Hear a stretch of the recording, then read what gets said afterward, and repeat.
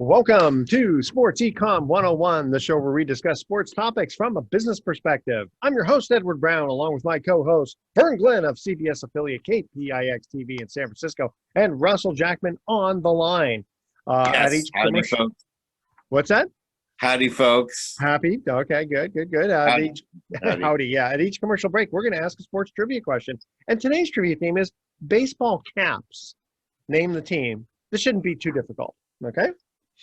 All right. When we come back, once again said from the man who has all the answers. Yeah, that's true. No, actually, this one you guys will like because it'll be as they say, softball questions, but they're not softball caps. It'll be professional baseball caps.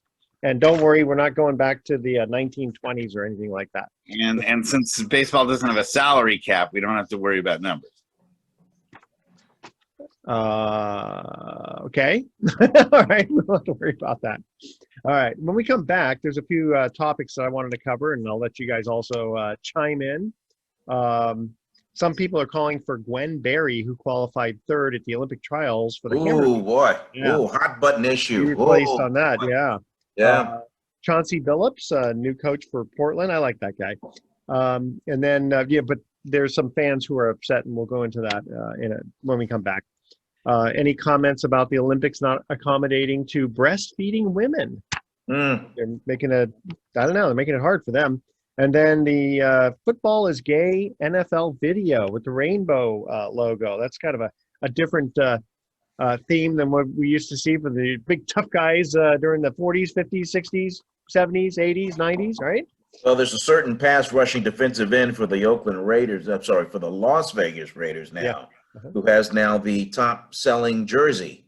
Oh, is that right? Wow. Decision to well, I'm sure he didn't do it for the marketing aspect. But all right, you're listening to Sports Econ 101. This segment of Sports Econ 101 is sponsored by Pacific Private Money, still providing mortgage investments, currently yielding over 7%, secured by real estate. It doesn't get any more conservative than that. Check them out at pacificprivatemoney.com. Stay with us. We'll be right back. Welcome back to Sports Econ 101. Edward Brown here along with Vern Glenn and Russell Jackman. Okay, so the first thing I wanted to talk about is some people are calling for Gwen Berry, who qualified third at the Olympic trials for the hammer throw, to be replaced as she disrespected the national anthem. You mean a certain Republican from Texas? Yeah, well, no, I don't think she's the only one who's asking for that. It's interesting. No. It's a Republican senator from Texas that's calling for her to be dropped from the team. Yeah, but I mean, but I'm just saying that it's not just him, though. I mean, I think there are a lot of people, some people, let's put it this way. He's not the only one. There's right? a faction of people. There's yes. a faction of people. So it's interesting because I think of two different scenarios. One is Colin Kaepernick situation. And then I think about the guys at the 68 Olympics, right? When they raised their fist. Sure. So I'm just they're totally different. Like I think this is totally different than the Colin Kaepernick one because she's representing the country in the Olympics versus him just kind of doing his own special thing. Colin Kaepernick kind of saying, you know what, this is my whatever. Oh, actually, when he did is it not a peaceful protest on both parts? Colin Kaepernick. Is Colin Kaepernick an American? Does he play an American sport? Yes, he does. Did he take what was happening in America, this racial and social injustice, and bring it to light by kneeling, not against the troops, but to bring that to light. And I think when he did that, people who are certainly in their right to believe what they want to believe and say what they wanted to say and offer whatever opinions they want to offer. But that was the intent of what Colin Kaepernick was trying to do. Yeah. Now, in the case of this young lady, where the national anthem is supposed to be played before the athletes begin at the beginning of the day. Okay. At that moment when she was being honored on the podium, they then chose to play the national anthem. She thought that was disrespectful toward her because every day that week, Edward, every day that week at the same time, yeah, before the events began, they played the national anthem. It's the U.S. track and field trials, not worldwide, the U.S. So it's played at the beginning of the day. Okay. It's not played at all until she happened to be there at the podium being honored, and then they played it. So that angered her, because she goes, well, that's kind of funny. They've been playing it every day at this certain time, and then I get up here, you know, did they know that she was gonna, like, did they know that she was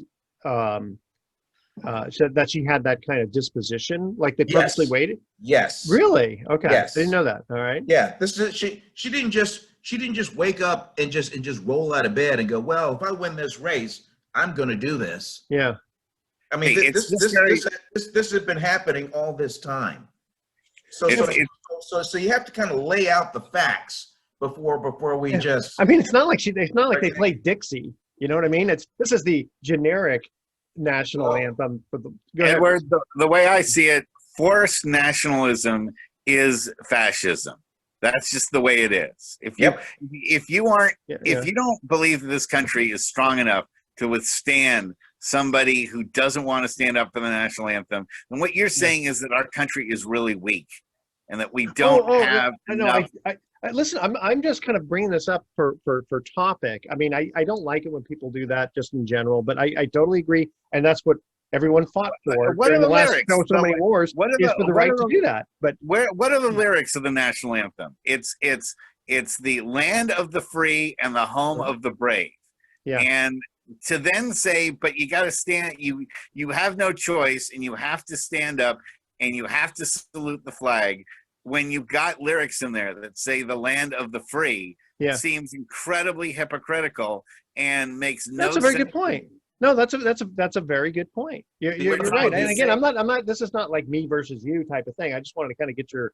This country is strong enough to withstand people who do not stand up for the national anthem. We are not going to be overrun by communists, and we're not going to be overrun by the Chinese. They're not going to all just come and invade us because somebody doesn't stand up for the national anthem. Oh, that's true. I remember the whole Mahmoud Abdul Rauf controversy. If you want to go back that far, you know, where he was the first guy not to stand for the national anthem. If you remember that. Oh, I believe his born name, last name of Jackson, I believe. Yes. Before he changed the name. Yep.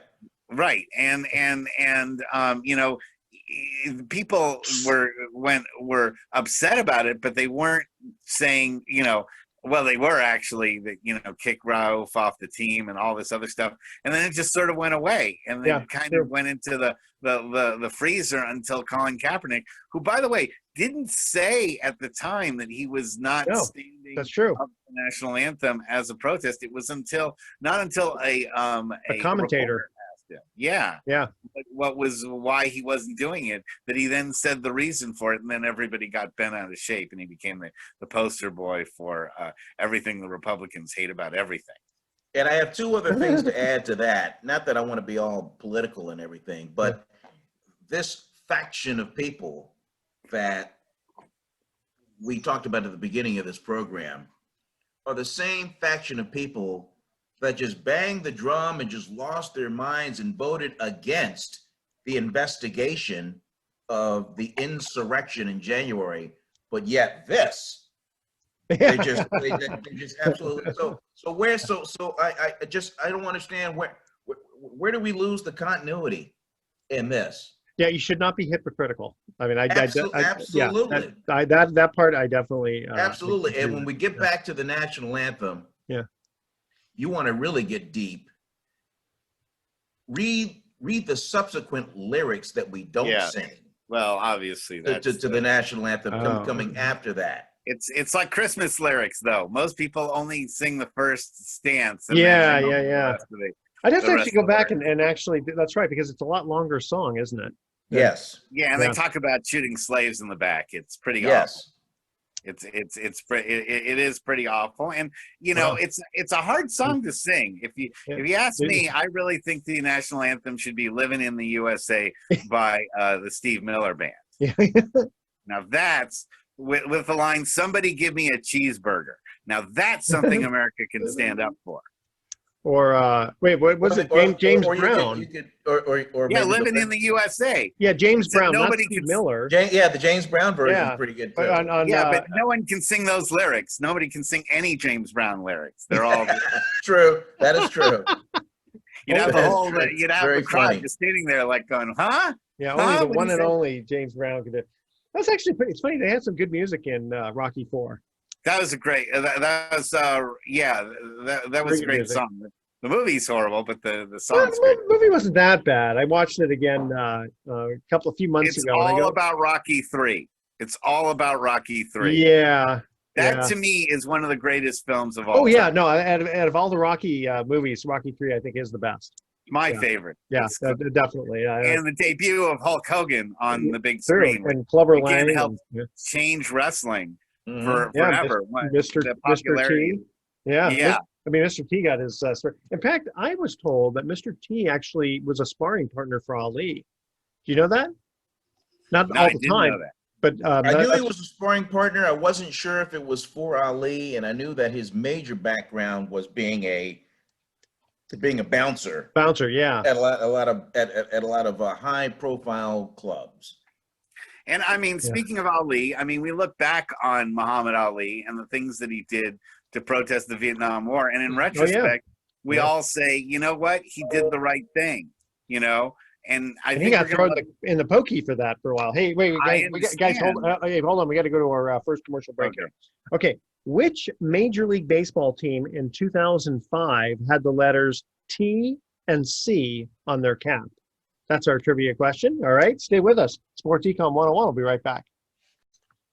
Welcome back to Sports Econ 101. Edward Brown here along with Vern Glenn and Russell Jackman. Our first trivia question. Which Major League Baseball team in 2005 had the letters T and C on their cap? The Minnesota Cubs? Twins, right? Minnesota Twins. Yeah, I told you Oh. these questions are going to be a little bit easier. For the Twin Cities. The Twin Yes. Cities. That's right. You guys, Oh. Minneapolis I was and thinking St. TC Paul. for That's the right. Cubs.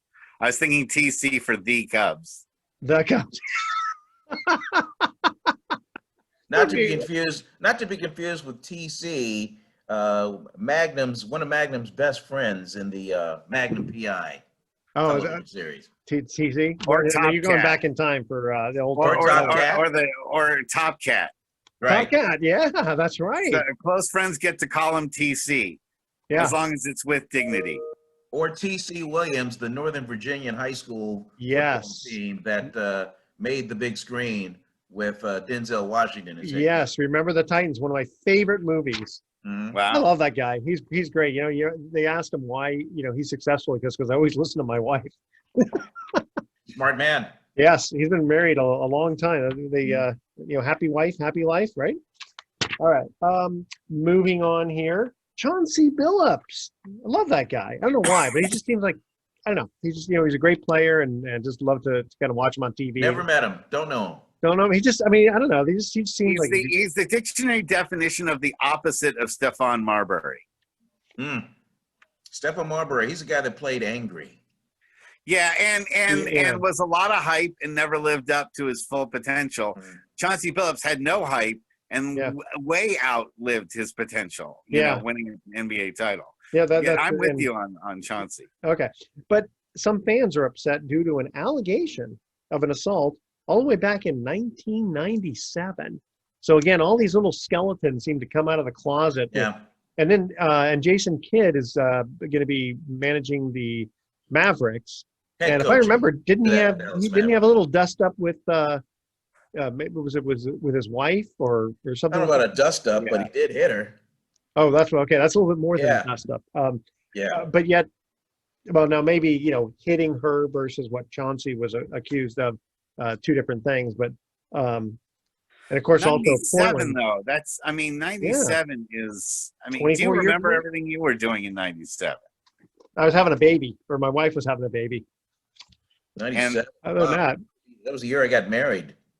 wow. And that was the year my mom died. But all of those things were you can remember one major event, but geez, to remember the details on something like that, and for him to say, well, she consented to it, or that there was something, she said, he said, unless she has some major witnesses to, Well, some of and them. he was never criminally charged either. No. And Yeah. so it's a statute of limitations for a reason. Yeah. That True.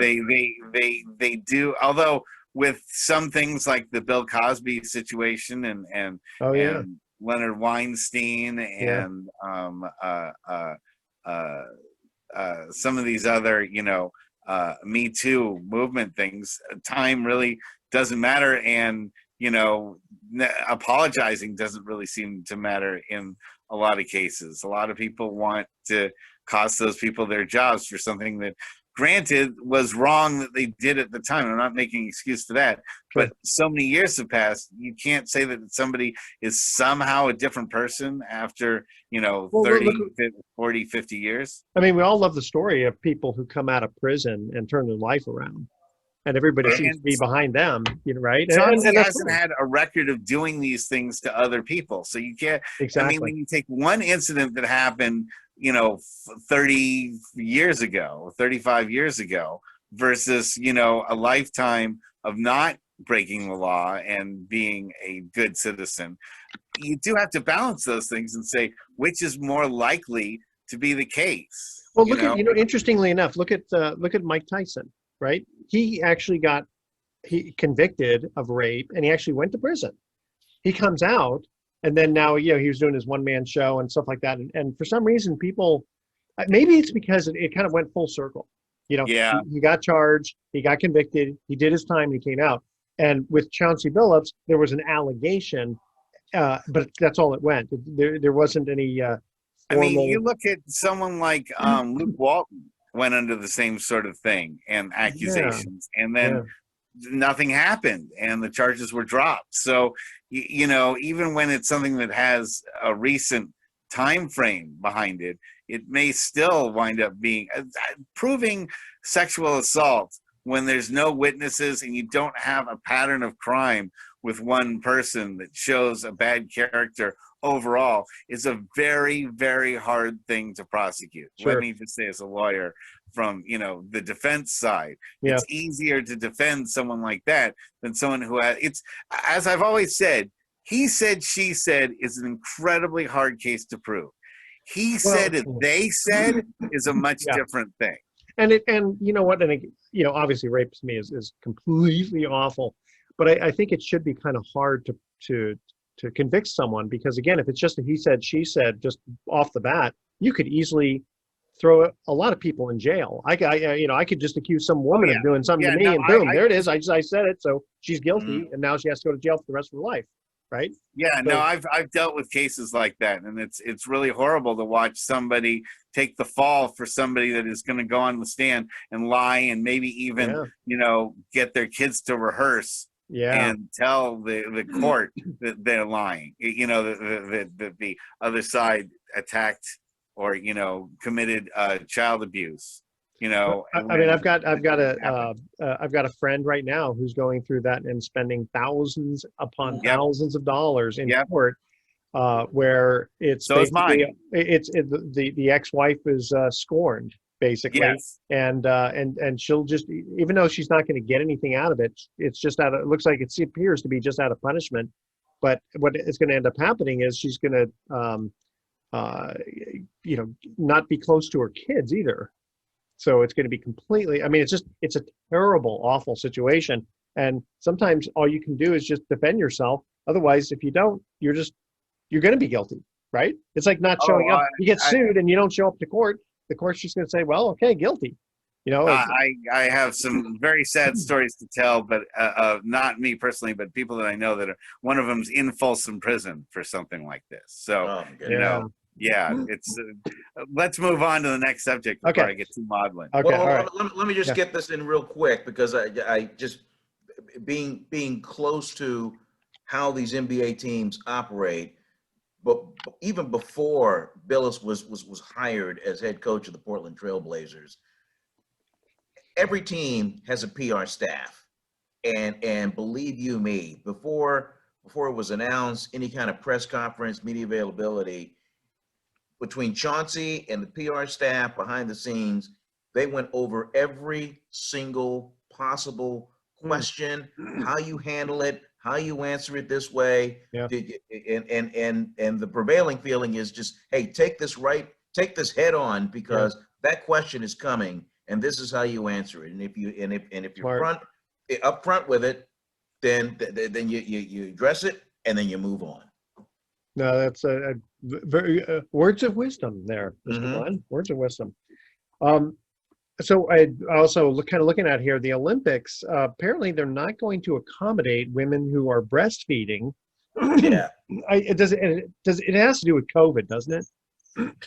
Well, these are restrictions put on by the Tokyo Olympic Committee. They're not allowing any family members to attend these games, and that includes children Yeah. of these athletes. And in the case of Serena Williams, she's got a 3-year-old, travels all over the world with her all the time, and then all of a sudden, for however many weeks it is, she's not going to be able to be with her daughter. And she's like, I'm not playing this. Yeah. I'm not going.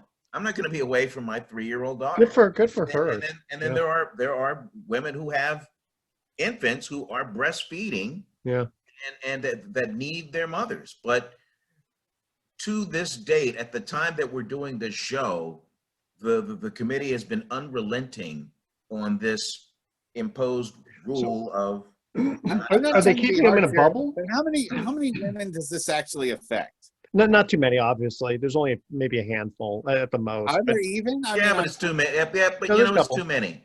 Yeah, but are they basically putting them in a bubble where they're not even like going to be able to see them? They have to live on campus the whole time, not leave, that sort of thing. So that's it's my understanding that you're going over there and you're essentially in this hazmat suit bubble like condition during the games, because that country's got its own COVID issues and vaccine issues in of itself.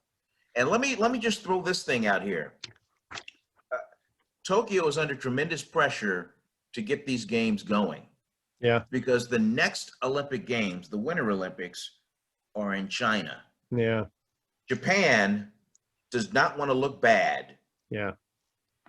To have China come off flawlessly. Yeah. No. That's a very very good point. Hey guys, China's not going to go off flawlessly. I can guarantee you that. No, it won't. But still, the idea ahead of time. Okay, guys, cutting to our second trivia question here. Which Major League Baseball team in 2005? Again, I guess these are all 2005 questions. Which Major League Baseball team in 2005 had the letters C and R on their caps? Okay. Right? Stay with us. That one I think I can get. I told you I had to give you some easy ones because I know when I give you these hard ones ahead of time, I can see you guys shaking ahead of time. Well, when I hear, stay with us. Hold on. Stay with us. Honus Sports Econ 101. Wagner. We'll be right back. Welcome back to Sports Econ 101. We're having too much fun here. I'm Edward Brown, along with Vern Glenn and Russell Jack. Just enough. Just enough. Just enough. All right, a second trivia question. Which Major League Baseball team in 2005 had the letters C and R on their caps, Mr. Jackman? Colorado Rockies. There you go. All right. Very good.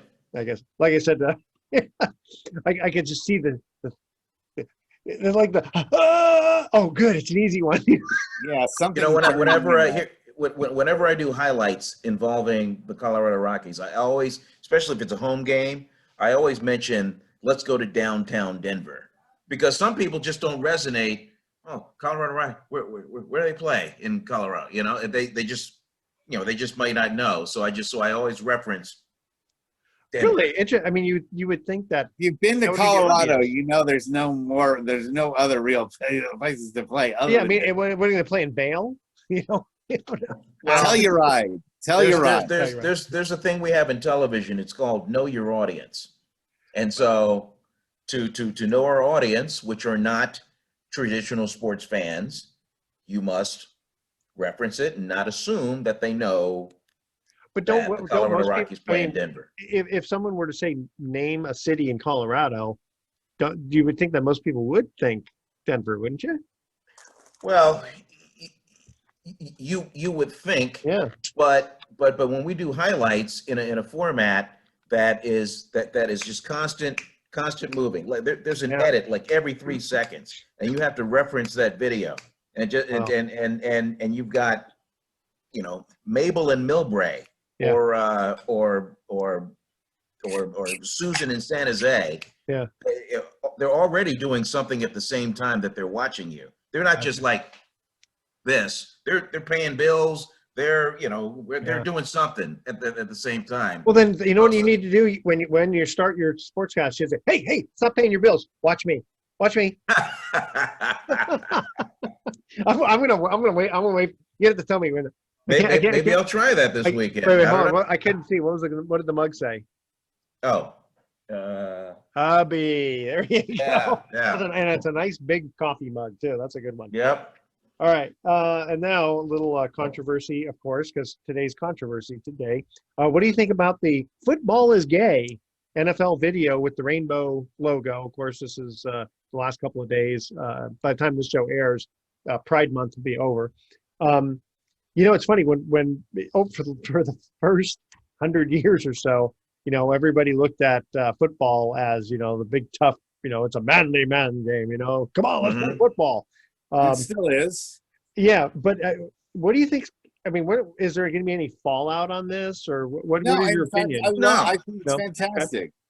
I think it's fantastic. In fact, one of the things that you guys know that I'm doing as a lawyer is I'm filling in for a guy who's an immigration attorney.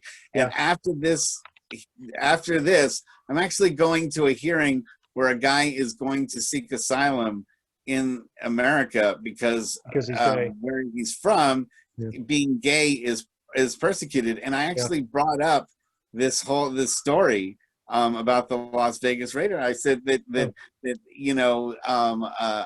biggest deal about this story in America is that it's not a big deal. And I think we've come an incredibly long way to normalize something like this and just say, so what? He is gay. Yeah. That's good for him. Let's move on, because it's really not. It's a non-issue. Like Bruce, I saw a thing of Bruce Smith, right, from the Buffalo Bills. He had said in the 90s, he goes, there were a couple of guys who were gay, and it was like, as long as you're playing your football game, we don't care, I mean, nobody's making a move on anybody else or doing something inappropriate, or whether the guy's a Muslim or a Jew or a Christian or whatever. Who cares? Just play football. There have been gay athletes throughout the history of sports. People just didn't know it. They had to hide it. It was shameful for them and a terrible way for them to live. And the people that made them feel shame for being that way are the shameful ones, not the people who are living their lives without harming anybody else with their preference. Do you remember the old TV show All in the Family? I mean, you're talking about actually 1971. There was an episode on there where Archie had an old acquaintance who was a big football player, and he comes out that he was gay, and it was they made the whole show around that. What about the show Soap with Billy Crystal? Yeah, Billy Crystal, he was gay. Billy Crystal was in love with a football player who couldn't come out. Oh, that's right. And remember, they had him with a shadow, wife. He was getting married to. That was a big. And Billy Crystal's character was heartbroken about it because he said, I couldn't. The fans wouldn't understand it. They wouldn't understand seeing their tough macho football hero is gay. And it's funny because that was a comedy show. Well, of course, so was All in the Family. Soap was a show of a completely different kind. There's never been another show like it.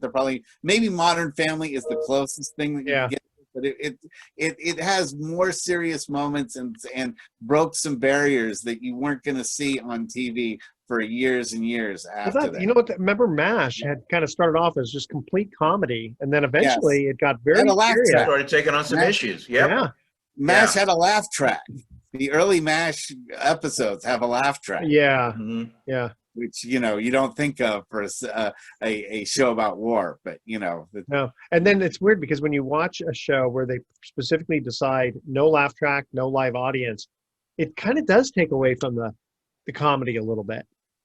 Does it? Depends. Hence the term black comedy. Oh, that's what you're. Yeah, Okay. because there's like they address some dark issues, some Yeah. real issues in this comedic format. But getting back to Carl Nassib, Yeah. the Las Vegas. defensive end for the Las Vegas Raiders, I champion him for coming out because this normally does not happen. An active player Yeah. coming out during his playing days, and we referenced it before. I mean, I can think of Michael Sam, I right? can think of Jerry Smith, the All Pro tight end for the Washington Redskins, later the Dallas Cowboys, who came out after his playing day. Oh, yeah. He's the one. Remember when he was playing for the Cowboys? They're playing against who were the Cowboys playing? The Pittsburgh Steelers. Jerry Smith.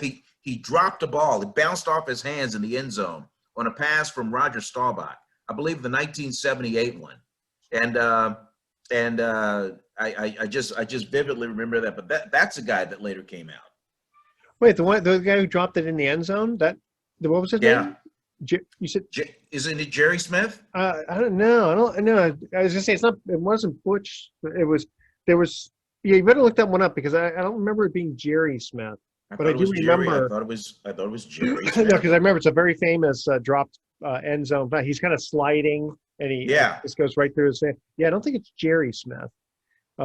Jerry Smith. Okay, and while Vern is looking that up, hang on. Jerry Smith, tight end, 13 seasons. Yeah. Well.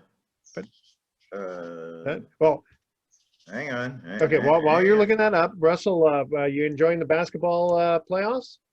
Yeah, we're seeing again, kind of like last year, the home court is not as advertised. There's, teams go back and forth, taking away the other team's home court advantage.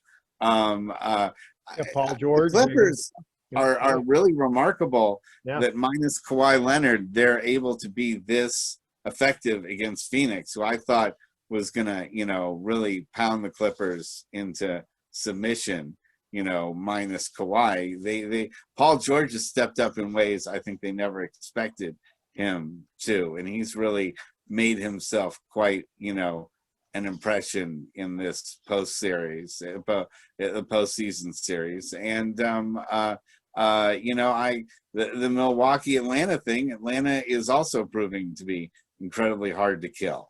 So, but they get beaten by 50 in one game and they come back and they win the next. Yeah. So it's hard to predict. I still think it's going to be, and I'm pulling for a Phoenix Milwaukee finals. But either way, the one loser is probably going to be the NBA in the ratings game. You found it, Jackie. I have clarification. Yeah. Jerry Smith played 13 seasons for the Washington Redskins. His last season was 1977. He was closeted gay during his playing days. Gotcha. Jackie Smith yeah, is the one who dropped the pass from Roger Staubach in the Super Bowl. Jackie Smith, a Hall of Famer, was not gay. There you go. So Jerry Smith, yes. Jackie Smith, no. Okay, good. My conscience is cleared because we had to get it right. That's right. Yeah. So out of the teams remaining in the NBA, who's won a championship? Milwaukee. Milwaukee is Lou Alcindor. Right? Yeah, 1973. Yeah. Yeah, the other one. 1973 or 1970. Oh, I guess in 1970, Lou Alcindor came out of UCLA. No, I thought he came out in '69 and they won it in '70. No, 1970. It was the New York Knicks. Knicks. Oh, okay. They beat the Baltimore Bullets. Baltimore Bullets. That's right. Okay. Yeah, I think so. 71, 72, right, for Milwaukee. 70. Yeah. 71, 72. The 71. Yeah, it would be kind of nice to see the Suns do something because they've been so close. Especially Tom Chris Chambers Paul. and Barkley. And Chris Paul himself. And Chris Paul, never even made it to the finals, and so wow. Yeah, I'd like to see him go there. But the Clippers as a franchise, you look at them, you know, in the 80s and 90s, they were as big a joke as the Sacramento Kings are now. Yeah. You know, the poor Kings. Well, it's funny. The Kings, they seem to only have a couple of good years when Big Shot Bob was with them and Vladdy. Yeah. Other than that, they just never been too top of the game. They've been one of the most snake-bitten franchises in sports history, and unfortunately, with Bagley wanting out, they pretty much have lost their number, 3 overall draft pick from just a couple of years ago, and they'll get nothing for him, or he'll have to be a bargain trade because he's never really performed that well. And aren't they talking? Isn't there talk about? They could add Luka Doncic. But isn't there talk about Damian Lillard either wanting out of Portland or talking about trades with him? You got to say with Portland, they've tried the McCollum Lillard thing so much. I would think that they would trade McCollum before they would trade Lillard. Lillard is the face of the franchise. And I don't know. I mean, Lillard, obviously, there's a lot of places he could go where he would be as big a star or a bigger star than where he is in Portland. But he is a recognizable face of the NBA. And a part of that is because Portland supports him so much. It might not be so easy for him to be adopted like this in New York or Philly or something like that. I mean, even though he might want to come home to quote Oakland or San Francisco Warriors, the Warriors don't have a place for him. They wouldn't have a place for him, exactly. Yeah, you can't take out Steph. You can't take out Clay. You're depending too much on Klay Thompson. I know you can run the 3-guard lineup, but you paid for that in size, and Clay is not ready to be a small forward. If you were a younger guy, you could probably play Clay at the small forward spot. But now with 2 knee replacements, he's not going to be able, or a knee and an Achilles tendon replacement. He's not going to be able to play smaller players. You have to cut to a commercial break. Yeah. When we come back. Okay, so here's a tease. On the other side of this break, I have more clarification on the Milwaukee Bucks. Kareem Abdul-Jabbar. Okay, there we go. The 1970 NBA champion. All right, here's our last easy trivia question here. Which Major League Baseball team in 2005 had an 8-pointed compass without printed directions on their cap? Stay with us. Sports Econ 101. I think I know. We'll be right back. Welcome back to Sports Econ 101. Last time for today, I'm Edward Brown, your host, along with Vern Glenn and Russell Jackman. Our third trivia question. Which Major League Baseball team in 2005 had an 8-pointed compass without the printed directions on their cap? They needed directions. It was the Seattle Mariners. That is correct. 3 for 3, guys. Okay, Vern, before we cut out for our thoughts for the day, what do you want to say about the Bucks? 1970 NBA champion, as I said, the New York Knicks. Yes. Kareem Abdul-Jabbar came out in 1969. Yep. Milwaukee Bucks won the NBA championship in 1971. 71. After the 75 season, he then was traded to the Los Angeles Lakers. Gotcha. All right. There you go. That's what we're. Thank you very much for that clarification. Okay, here's our thoughts for the day. Perfection is not attainable, but if we chase perfection, we can catch excellence, said Vince Lombardi. Right? And what do you call a bearded gardener? Harry Potter. Nice. And lastly, dogs cannot operate MRI scanners, but CAT scan. That's a great dad joke. You like that dad joke? All right. Tune in next week to Sports Econ 101. We'll be discussing sports topics from a business perspective and asking more sports trivia questions. Thanks for listening. On behalf of our team, I'm your host, Edward Brown. We'll see you next week. Adios. America. Oh, so long.